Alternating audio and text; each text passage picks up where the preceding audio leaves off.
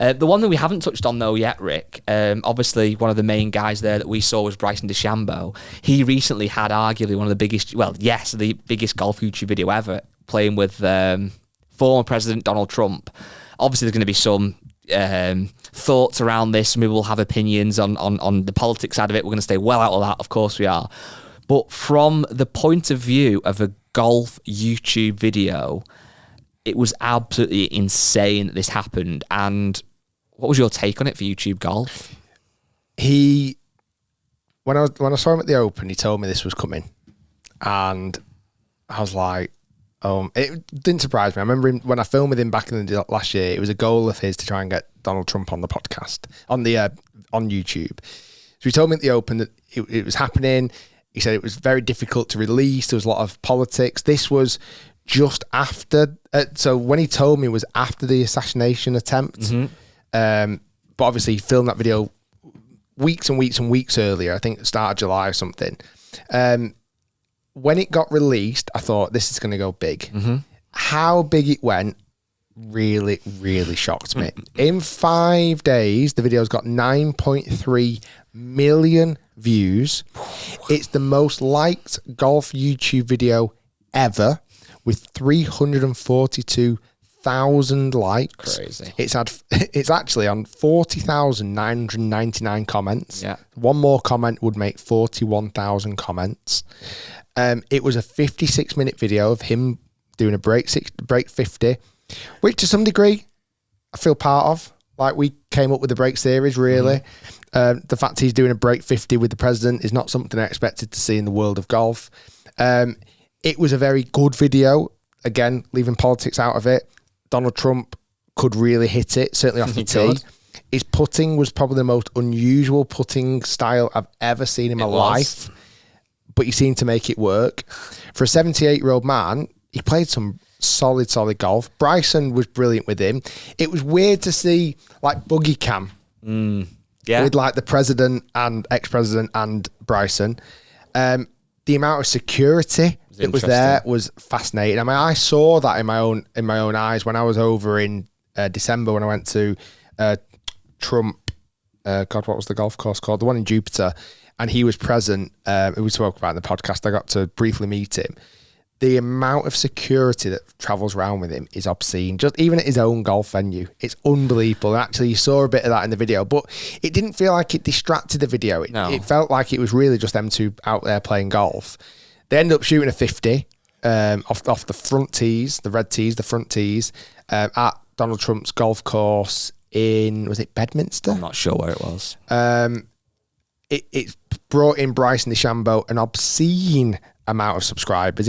Bryson actually sent me some analytics of the amount of subscribers it brought in. He was at the time, he was on 850,000 subscribers, if I'm not mistaken.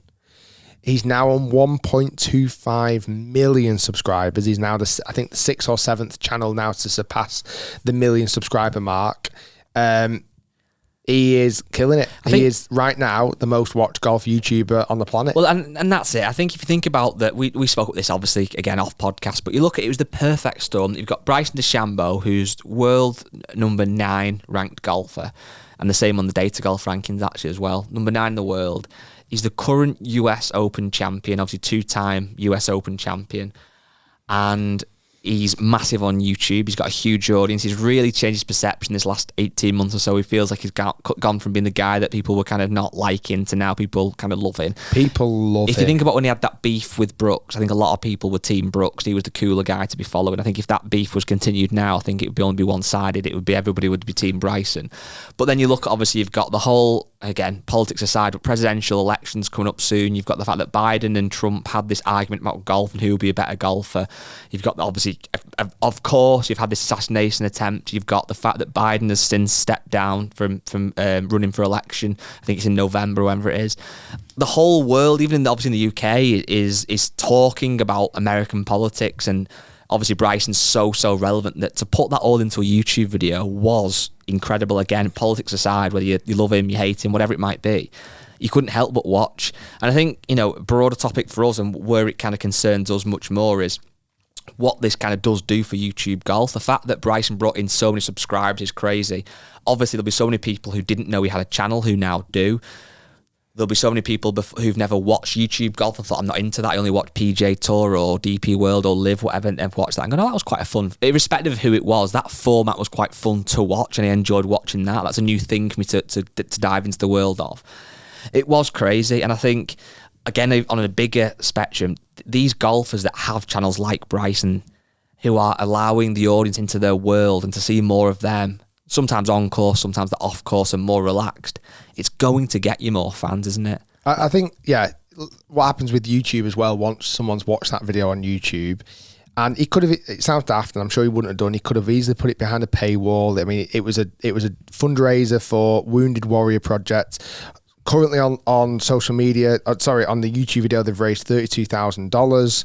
I believe they were also donating $10,000 for every birdie they made and $20,000 for eagle, I think. So they would have easily raised over $100,000 for Wounded Warrior Project.